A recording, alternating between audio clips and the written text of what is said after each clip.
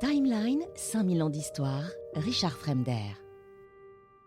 Joliot savait que pour l'eau lourde, qui est le modérateur, si vous voulez, indispensable d'une réaction en chaîne, le seul producteur à échelle industrielle était la NHEK. Alors je ne vous le dis pas, mais c'est Norsk Hydroélectrique, et puis alors le mot Kvalstrømsklag, bref, c'est du norvégien, dont le siège était à Oslo, donc en Norvège. Il indique au ministre que le capital de cette société comportait une importante participation française déjà.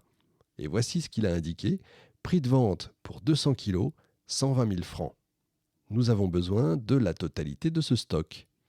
Ainsi, si vous comprenez bien, c'est avec 136 000 francs qu'allait commencer l'aventure nucléaire française.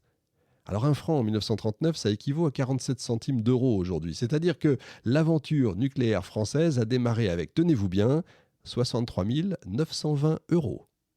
Deux conditions étaient nécessaires pour que les recherches atomiques débutent: une capacité théorique et un grand sens pratique. Or, Joliot est un expérimentateur né. L'aventure nucléaire française a trouvé en lui, dès l'origine, l'homme clé. Et les savants ont besoin de l'industrie, tandis que l'industrie, de son côté aussi, a besoin des savants.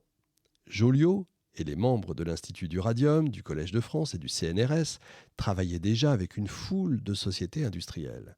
Le père théorique de la bombe atomique française et son équipe avaient donc une expérience industrielle et institutionnelle qui leur sera de la plus grande utilité lorsque viendra le temps de bâtir l'organisme propre à conduire l'aventure nucléaire de la France. Ainsi, de mois en mois, un important tissu industriel va se mettre en place autour de l'équipe des physiciens atomistes français.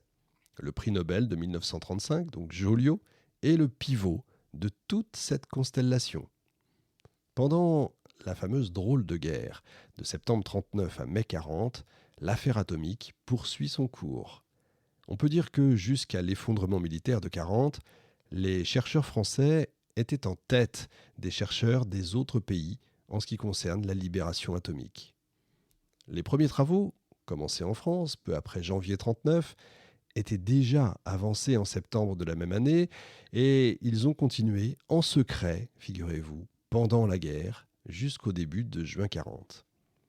Le 8 juin 40, Joliot annonçait que sa femme allait le rejoindre au laboratoire, replié à Clermont-Ferrand évidemment, et 6 jours plus tard, l'équipe des physiciens, comprenant que la NAS était en train de se refermer, décide de quitter l'Auvergne pour Bordeaux. Le 18 juin, date évidemment importante s'il en est, Joliot fait embarquer le stock d'eau lourde de 186 kg enfermé dans 26 bidons qui représentaient la totalité du stock mondial d'eau lourde. Il va confier à ses 2 collaborateurs les plis cachetés de l'Académie des sciences. Chose importante entre toutes, il va laisser partir outre-Manche ses 2 plus proches collaborateurs d'origine juive, Hans Alban et Lev Kowarski, en les encourageant à poursuivre là-bas leurs recherches. Le principal était fait, si vous voulez. L'argenterie et les ouailles étaient hors de portée. La France avait mené jusqu'au bout la seule bataille victorieuse de la guerre, la fameuse bataille de l'eau lourde. J'ai déjà fait une émission sur le sujet. Dans les jours qui ont suivi, Joliot va faire place nette. Il réussit à cacher 7 tonnes d'oxyde d'uranium dans les soutes du Massilia, en partance pour le Maroc, sans que les parlementaires résistants ne l'apprennent jamais. Il va faire dissimuler 9 tonnes du même minerai dans un wagon qu'on va retrouver au Havre, en Seine-Maritime, mais seulement à la Libération. Rien donc des rarissimes minerais qui lui avaient été confiés par l'Union minière du Haut-Katanga ne fut perdu, pas un gramme. Les Allemands n'ont jamais pu s'emparer de ces stocks de matières si rares pendant les 4 années d'occupation. Sans qu'il puisse même en mesurer les conséquences pour l'avenir, Joliot a envoyé le monde atomique français en exil. Il l'a fait sans avoir connaissance de l'appel à la résistance du général de Gaulle. Comme beaucoup d'ailleurs. Le savant a fait comme la majorité des Français, il est resté à la maison. La poursuite du combat en 40 par les élites dirigeantes a été quand même un fait rarissime, comme on l'a vu dans l'émission sur la résistance avec Fabrice Grenard. Mais à la différence des autres savants atomistes qui ont quitté majoritairement la France, Frédéric Joliot, lui, n'est jamais parti. Il avait pourtant eu tout le temps de le faire à Bordeaux. Même dans les mois et les années qui ont suivi, mais jamais il ne s'est résolu à quitter la France. C'est une sorte de tradition familiale, si vous vouliez, des Joliot-Curie, hein, qui disait que le père du savant, Henri Joliot, avait fait le coup de feu pendant le siège de Paris en 1871, que les parents maternels avaient affronté sans fléchir des décennies durant l'occupation allemande en Alsace, que May, hein, la fameuse grand-mère, Marie Curie, célébrissime belle maman polonaise, n'avait pas déserté le front évidemment lors de la Première Guerre mondiale et qu'elle promenait ses ambulances sur les champs de bataille. Je vous réfère là à l'émission qu'on a faite sur elle. C'est au pays, vraiment au pays, que se trouve le vrai poste de combat selon la famille.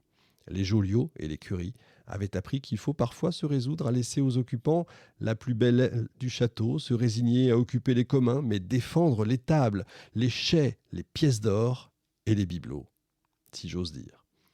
Abandonnée dans la tourmente, sa femme Irène Curie, très malade, qui se reposait au sanatorium de Clairvivre en Dordogne, et ses 2 jeunes enfants, Pierre et Hélène, seuls à l'Arc-Ouest, tout ça n'était pas possible. Se résoudre à délaisser également son laboratoire du Collège de France, où il achevait de bâtir le premier cyclotron européen, imaginez-vous, instrument de nouvelles aventures scientifiques, tout ça n'était pas possible. Or, aux yeux des anglo-saxons, eh bien, sachez que la position de Joliot est assez ambiguë. À lire les rapports autrefois top secrets des archives américaines, on apprend que, je cite, Joliot donna instruction à Alban et Kowarski d'aller en Angleterre et de se mettre au service du gouvernement britannique.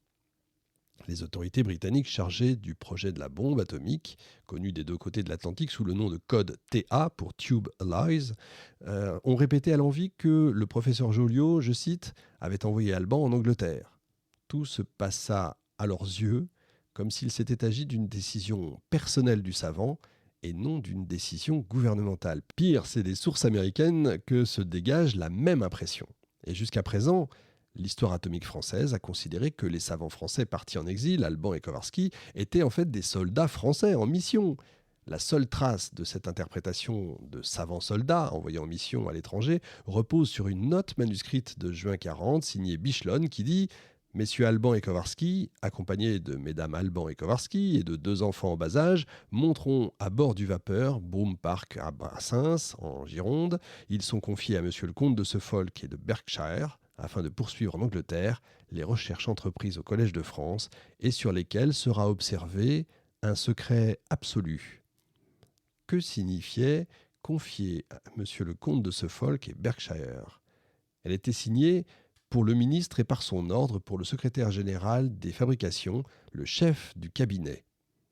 Bichelonne, chef de cabinet d'un petit ministère, avait-il en fait le droit de lever l'interdiction absolue de communiquer à quiconque les secrets des recherches françaises qu'avait prononcé quelques mois auparavant le président du Conseil, Édouard Daladier ? Et incroyable et extraordinaire ironie de l'histoire, Jean Bichelonne, futur ministre du maréchal Pétain, a donc signé l'ordre de mission qui permettrait de réaliser des recherches atomiques qui visaient à vaincre Adolf Hitler. La question est donc de savoir si les 2 physiciens étaient des physiciens en mission, agissant comme citoyens français, ou des hommes liges de Joliot. Vous voyez, tout ça n'est pas simple, cette affaire n'est pas simple.